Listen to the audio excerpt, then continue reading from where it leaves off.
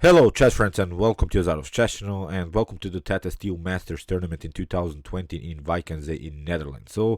This is so far the best tournament, of course, in 2020. It's the earliest Grandmaster tournament, the Super Grandmaster tournament that you can follow. Magnus Carlsen is participating also here on this very nice tournament. Magnus Carlsen also won this tournament in the last year in 2019. Fabiano Caruana is playing, which is, I think, a great thing. Fabiano hasn't played many tournaments now. He has taken a break, but he'll need to play many games in order to be in good shape, I think, because the candidates will be in 2020. So Fabiano Caruana, of course, wants to win the candidates and maybe challenge again Magnus Carlsen for the throne of the world champion. So today I wanted to show you, I think it's a great game played by chess prodigy Alireza Firouzja. So in this tournament we have 14 players, 13 rounds will be played, the best will be the best. My predictions are that Magnus Carlsen will be in the top 2 or top 3, but we'll see. Today Magnus only drew his game with the white pieces against Anish Giri. Here I wanted to show you a great game by Alireza Firouzja. I haven't covered many of his games, so I decided to show you this one. Let's see the game. The game was against Vladislav Kovalev. Here e4 played by Firouzja, e5, knight to f3, knight to c6, bishop to b5, we have a6, bishop to a4, still common theory. After knight to f6, we have the so-called Columbus variation. The idea is to immediately challenge white's pawn here on e4, and if white tries here something like d3 in order to protect this pawn, then bishop to c5. I think it's main theory, it's perfectly fine. You get your bishop out and you have a good activity with your pieces as black. But here Firouzja plays the most aggressive way, castling. If knight takes e4, then you can try d4 and then rook to e1, because black needs 2 more moves in order to castle. So taking this pawn is a well-known theory. I think it's a very famous line, but here in the game, bishop to e7 played by Kovalev, and here finally Alireza Firouzja protected this pawn on e4. b5, bishop to b3, d6, we have c3 with the preparation to play the move d4, because the king is still in the center. When you see that your opponent's king is in the center, try to open the center somehow. That's why this c3 move sort of indirectly forces now Kovalev to castle. Now Alireza Firouzja played the move h3, which is very important.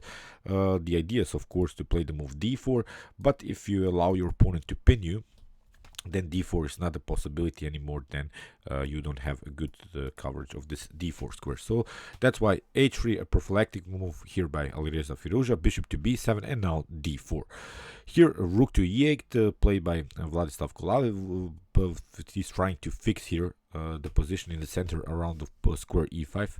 It's a common way to proceed here, and in the game Firouzja played the calm line, knight from b to d2.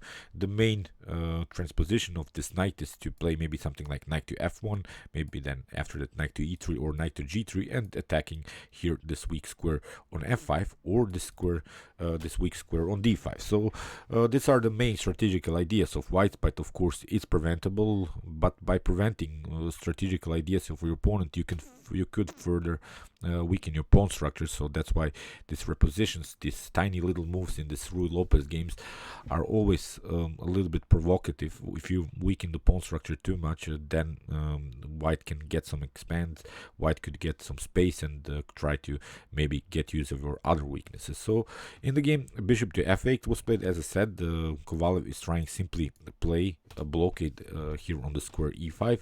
In the game, Alireza Firouzja played a4, and we have now the same move order like in the World Championship match between Garry Kasparov against Anatoly Karpov in 1990 in the famous game 20, in which Kasparov really played a great attacking game against Anatoly Karpov. Here, after the move a4, it's forcing now black to do something, because here black has basically the advantage on the queen side. Here black has expanded, has really some attacking possibilities with this attack of this move b5. And this a4 really cracks now the position on the queen side, really forces black to do something. And in the game, h6 was played, preventing also some knight to g5 ideas, because this f7 weakness is present, of course, in black's position. And here Firouzja played a very nice positional move, bishop to c1. If the position opens, of course, after something like e takes d4, then we could in some occasions push our pawn here on e5, and then we would have a very, very nice diagonal for light square bishop, even some checkmate threats if the light square was open in the position with queen to d3.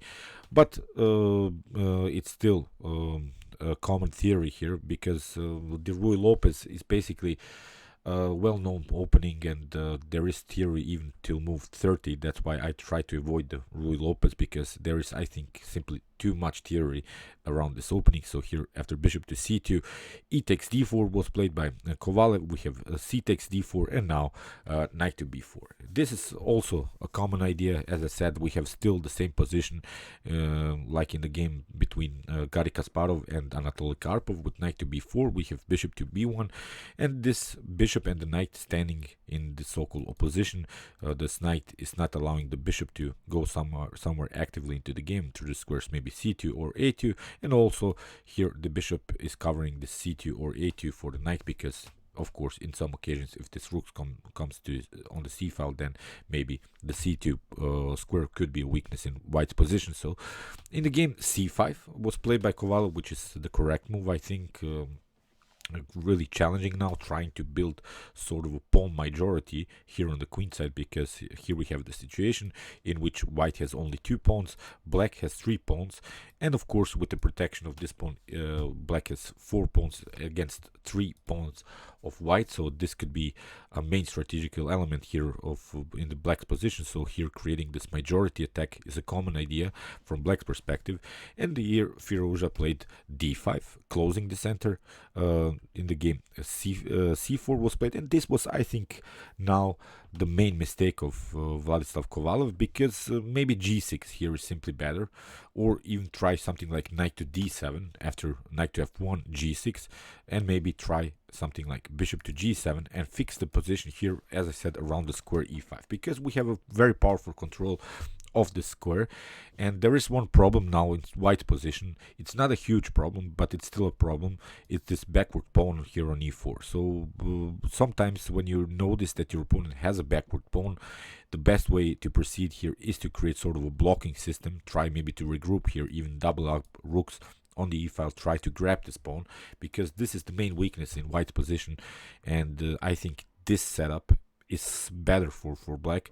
But in the game, Kovalev played a very weird move, c4, trying to proceed here with the pawn. But there is one problem now about this move, because your knight on b4 is not protected anymore, and you don't have squares to jump into with your knight. The a2 is covered. Basically, the only square that you have is the square on d3. But after something like knight to d3, we can still take this knight, and then after a couple moves we could capture also the pawn on d3. So this is very risky, because you could continue here with one pawn down. So that's why the c4 move, I think it's too rush. I think this idea to play this blocking system with knight to d7 and g6 is slightly better. But in the game, as I said, we have c4, and now Firouzja uses immediately this moment and plays knight to d4. The idea behind this move is to play knight to f3 maybe, and then bishop to d2, attacking the knight, because this knight is very, very vulnerable to our attacks now. If you protect this knight with the move a5, then of course you're leaving your b5 weak, and also this b5 pawn is already attacked twice with our pawn and with our knight. So this is now the critical moment of the game, in which Kovalev made this main mistake, I think. And in the game he tried now finally to play this blocking system, but it's a little bit too late. Maybe here if you try something like knight to d3, you see what happened. Here we can simply take bishop takes d3. After c takes d3, we could try rook to a3, attacking, and basically you cannot protect this pawn anymore. If you try something like b takes a4, it's still not a problem. We can simply take this pawn, and these 2 pawns are weak anyway. It's hard to protect them. And I think in the continuation of the game, it will be also our object of our attack. So if you try here queen to b6 to protect this b5 pawn, I think we can simply play knight to f3, a calm move. Here, after something like b takes a4, we could take with the rook, and still black is continuing with these two weak pawns. I think our position is perfectly fine here from white's perspective. In the next move, we can also try to attack again the knight with the move bishop to d2, and really forcing again black to jump with the knight here on d3, and again maybe grab a pawn. So you see how dangerous one inaccuracy can be in the Ruy Lopez. Here, after knight to d4, we have knight to d7, and here Firouzja simply took the pawn. After a takes b5, we have rook takes a8, the bishop takes a8, and now simply knight to b5. Not a problem, we are pawn up, so basically what you want to do is regroup a little bit, keep your position compact, try to connect the knights here. And in the game, queen to b8 was played by Kovalev. Here simply knight to a3, again attacking another weakness in black's position, and here the evaluation is winning for white. So dangerous stuff that Kovalev has played here, not the most accurate lines, and that's why he got punished. Now there is another weakness in the position here, knight to d3, but again another problem. We can try here rook to e3 like Firouzja played. Now the knight is again attacked. We have knight to c1, queen takes c1, and now after g6 here Alireza Firouzja took another pawn, and this is now completely winning for white. Still, you need to be careful because black has the bishop pair. It's an open position, so you have to be careful. But Alireza Firouzja played, I think, a very nice positional game here in the continuation. After bishop to g7, we have rook to a3, we have queen to c7, and now b4. Finally, we get this pass pawn moving. Now the idea is to play rook to b3 and simply push this pawn forward, maybe improve the position of the bishop to d3, or similar ideas. So bishop to b7, we have bishop to d3, rook to b8, and now queen to d1. Not a problem, with the idea maybe to here even cover more. Queen to f3 is also a possibility. We could also try queen to f1, really creating sort of a blocking system, protecting everything, really keep our pieces glued together, and basically whatever you do, I think it's winning for white, because simply 2 pawns up is too much in this position to handle for black. So bishop to c8, we have queen to a4, knight to e5, and here knight to e5. And here Kovalev tried some tactics, but it's not dangerous. Here queen to c1, the best way, although it's still better for white, is maybe to simply take bishop to e5, trying to activate our bishop here on dark squares, and now the threat would be something like queen to c1. But in the game, after knight to e5, queen to c1 was played. Here bishop to f1. You can also try knight to f1, it's not a problem.